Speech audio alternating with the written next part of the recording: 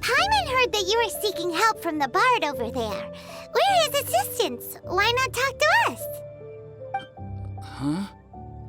I'd barely plucked up the courage to talk to the bard. Is he not available?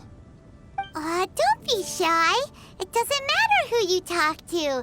At the end of the day, you've still got to talk to your prospective sweetheart, right? Be brave. Let's hear it. Here goes. There is someone I like. Marla.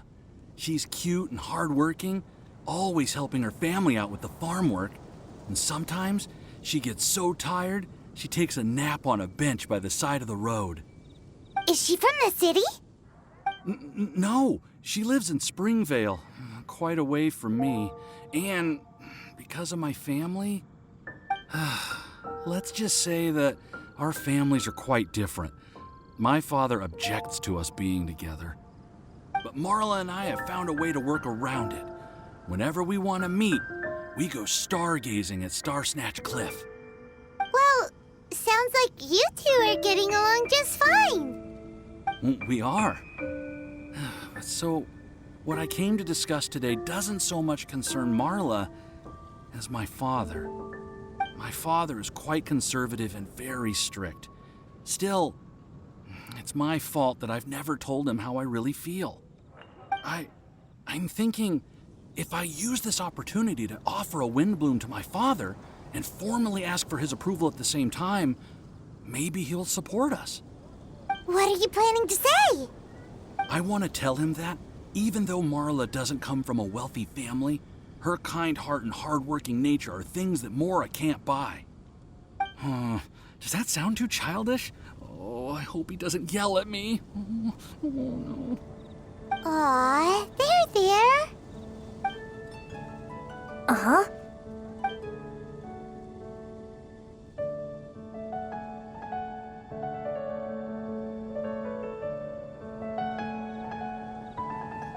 Yeah! Tell him what's in your heart. Use the love between you and Marla to move him. Shouldn't it be something to celebrate? I see. Understood. Thank you. Another thing, didn't you... What about Marla? Don't you want to give her something? Oh, now that you mention it, I wanted the bard to teach me how to compose a love poem.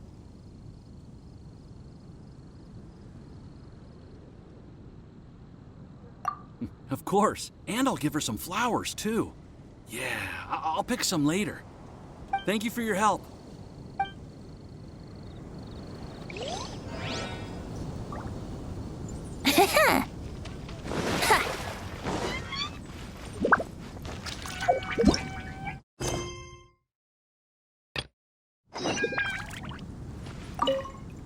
Hi! We heard you had something you wanted to discuss with the bard. We're his assistants. You can talk to us instead. It's the honorary knight in Paimon. I didn't know I'd see you two here. Well then, I won't stand on ceremony. I want to offer some flowers to the acting Grand Master of the Knights of Favonius, Jean. I guess you must be quite close to Master Jean? She's an incredibly upright and diligent woman, talented and always gets the job done. Honest, kind, gentle, not to mention... All right, we get it. She's pretty great. Sorry, once I get talking about Master Jean, I get a bit excited. This time tomorrow, I'll finish composing my poem, pick a fresh dandelion bouquet, head over to the office, and hand the flowers to the guard. It's just the bouquet and the poem, I don't know. Best not sign them after all. Wait a second. It's only normal to sign them. Why does that bother you so much? Knowing Master Jean's conscientious nature, I'm afraid she'll send a gift in return if she sees my name. She's so busy, I wouldn't want my gift to create more work for her. If I can get this bouquet on her desk, that's enough for me. But then, won't an untraceable bouquet create suspicion? Oh, what should I do?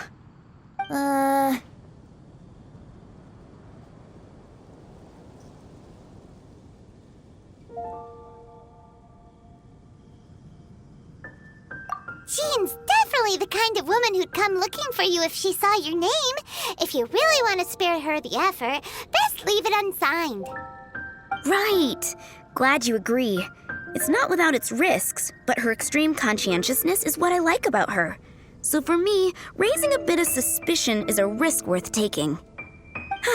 That's taken care of then. 1,000 thanks for your advice. I'll remember it. You're welcome.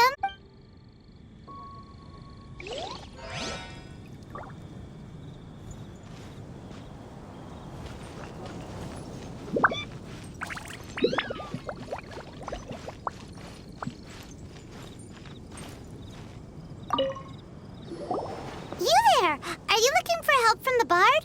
We're his assistants. Why don't you tell us what's on your mind? Oh, really? Well, okay then. Here goes. I'm just such a huge fan of Mondstadt's idol, Barbara Sama. You must have heard of her. She's the super cute one at the Church of Favonius. Not to mention gentle, and she always lifts the people of Mondstadt's spirits with her smile and songs. I'm such a big fan. I even got a few like-minded friends together, and well, what I mean to say is, you guessed it. I'm the head of the Barbara fan club. Huh. Pretty pleased about it too, by the sound of things. I carry the hopes and expectations of every member of the fan club on my shoulders. At this special time of year, I pledge to send our blessings to Barbara Sama herself. Of course, as a level-headed adult, I would never want to cause her any disturbance. I'm just waiting for my time slot with the bard so I can explain the plan. Take all the flowers picked by our members and turn them into a huge giant flower statue. Then, to give her a huge surprise, place it outside the rear entrance of the church. As for the love poem, we don't need any help. We're planning to do it on our own and hang it on the statue itself. So, this giant statue. Will be about 2 stories high.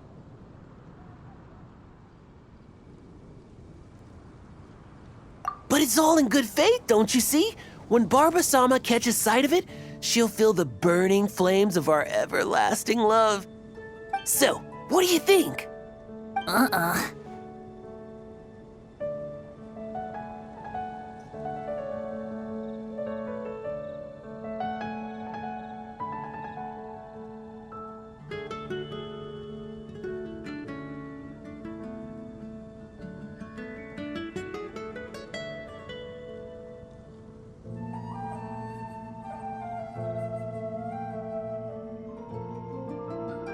Something that size is bound to be impressive. She'll love it. Right? I knew it was a great idea. Thanks for your suggestions, both of you. I gotta go.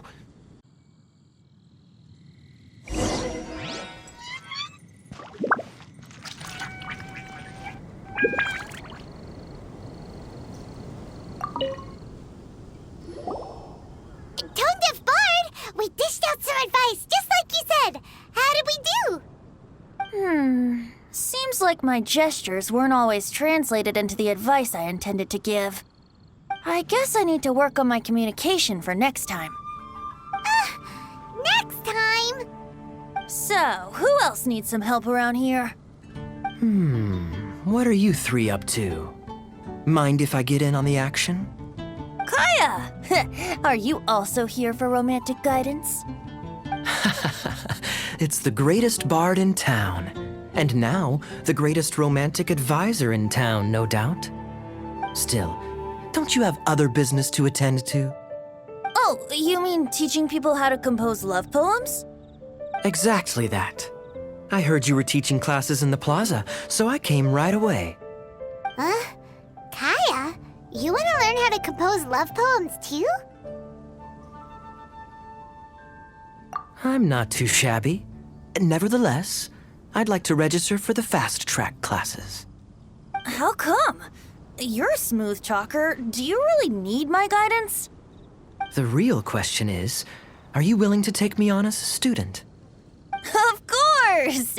When the Mora comes knocking, who am I to keep the door closed? Well then, I guess I'm enrolled. And as your student, may I make some reasonable demands? Aha! I knew there was more to it. Demands? Let's hear them. As students, aside from attending class, we also need homework exercises. Surely a well-designed course would require us to put our knowledge into practice and then have our teacher correct the poems we compose. You mean Venti has to correct the students' homework? Precisely. All in exchange for payment, naturally. These are my demands.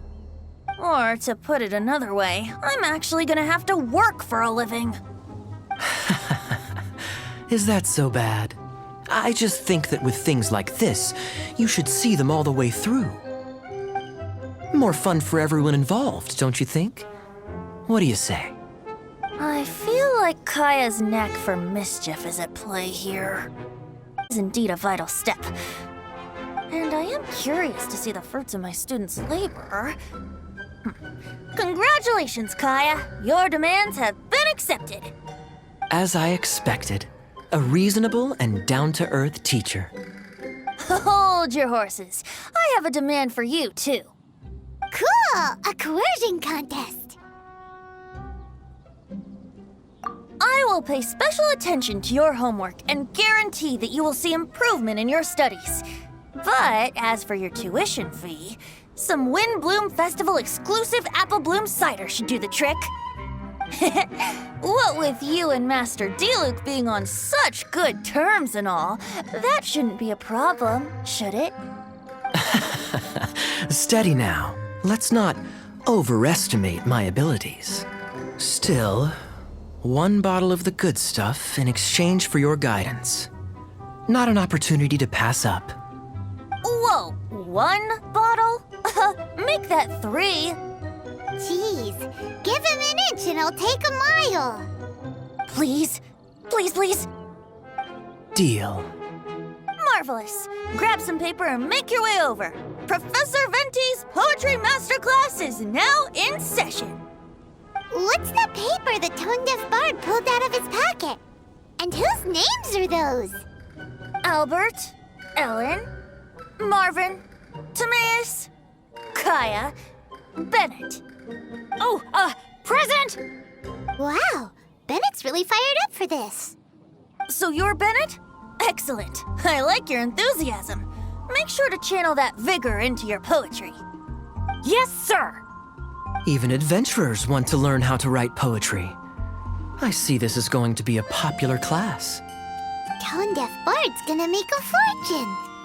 My dear students, in a moment, we will gather by the terrace in front of the cathedral, where I will divulge to you my experiences and techniques in the art of poetic composition. After class, I would like every one of you to compose a love poem and hand it to me for, constructive criticism. As for your tuition fees, by all means, wait until the course is over before paying. But don't even think about vanishing. In addition to Mora, payment in alcohol is also warmly welcomed. A quick question, sir. Does our special arrangement still stand? But of course! And when the time comes, you can hand in your homework first. To collect the homework submissions together. Does that fall under the assistant's duties? Do we get paid for this?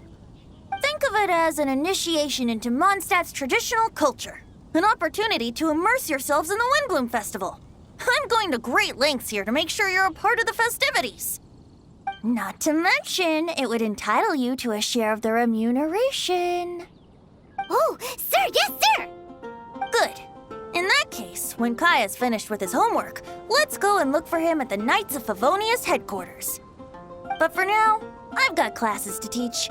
Traveler, why not make the most of it and check things out in the meantime? The vendors in Mondstadt have arranged all sorts of festive activities. Don't forget to try them out.